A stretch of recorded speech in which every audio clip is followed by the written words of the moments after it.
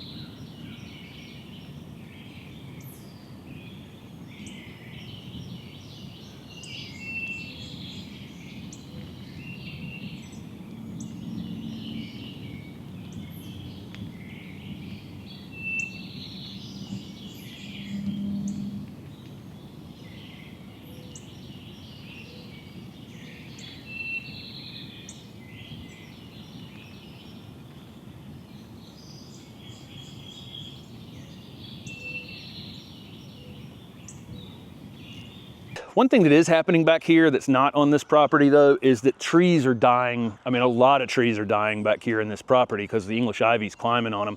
I did a video over there cutting the English ivy off that white oak, and you know, got a bunch of comments from people that like, the tree has no problem, it could have lived on there forever. Well, come and look at the rest of the woodland back here if you would, because there's lots of dead trees back here with the English ivy growing on them. But this tree has smilax, which is actually native. It has smilax, English ivy, and porcelain berry. And if you haven't had experience with porcelain berry, there was a ton of that in here. That was, if you see me pulling on these branches trying to get them apart, it was porcelain berry trying to hold all that stuff together. It's a really pretty berry, and it has a kind of a shiny metal color to it. Great name. Porcelain berry is a great name for it because it really is quite beautiful.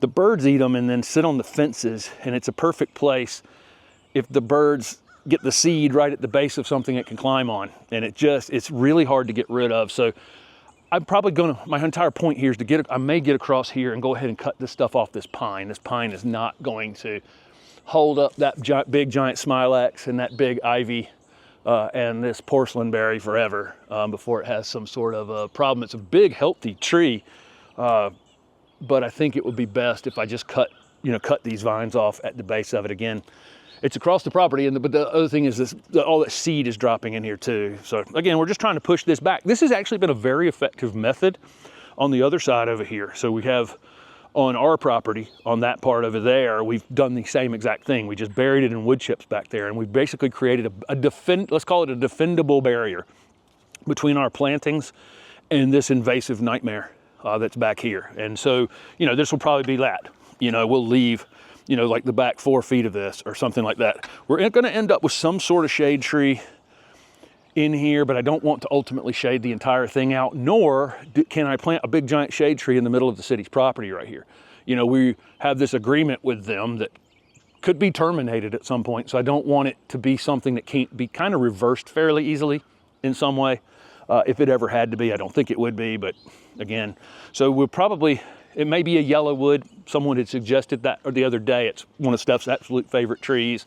So there may be some sort of smaller shade tree, and then we'll probably put a couple, maybe 2 to 3 ornamental trees in here, one of which we already know what it's going to be, and then the rest is going to be shrubs and herbaceous stuff coming up. But again, I feel like I'm at the starting line. If we were going to do a top 10 gardening questions I've ever been asked, if we were going to add up all the gardening questions we've ever done and then rank top 10 which one has been asked the most, certainly in that top 10 list would be, how do you get rid of invasives?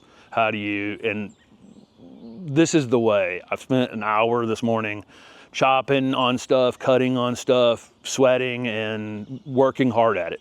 And that is the only answer at the end of the day. Obviously stumps sometimes need to be dug up. Occasionally something's going to possibly need to be sprayed, but you can't make any progress on it, and you're losing ground on it the more you're thinking about it. So unfortunately, the answer to that question is always going to be grab tools that make the job easy. One thing about this is I'm not sitting here trying to cut, I've got little pruners here, but they're for small vines, little tiny things. If I have to put any effort into this to cut it, then I'm not using the right tool, okay? I've got this. I've got, the big loppers, for cutting things off. We've got 2 saws and a machete. So I've got the Fisker's machete out here if I needed a machete. Machete with the brambles, though it sometimes pulls the brambles in toward me, but machete, saw on the other side. This the curved pruning saw works unbelievably well, and this one I've had forever, and it's still never sharpened it, never done anything to it. This Corona one, it's just, but I'm using tools that are slightly bigger than the job I'm asking them to do, so that I don't have to. I can hold the least heavy tool while accomplishing the task without damaging the tool. That's kind of the answer to what tool you need. Unfortunately, if you're tackling things like this, you probably need a bucket full of tools, like I have, to find the right ones. Most of the time, you don't need many things to garden, but sometimes you need things for this kind of activity here. So anyway, starting line, that's where we are. So this week, we're actually going to be visiting a nursery grabbing a couple of things that we're buying that are going to go in here, a couple trees, native trees, and then moving a few things from the garden. So looking forward to actually doing something other than bending and cutting and getting scraped and piling things up all over the place. So thank you guys for following along with it.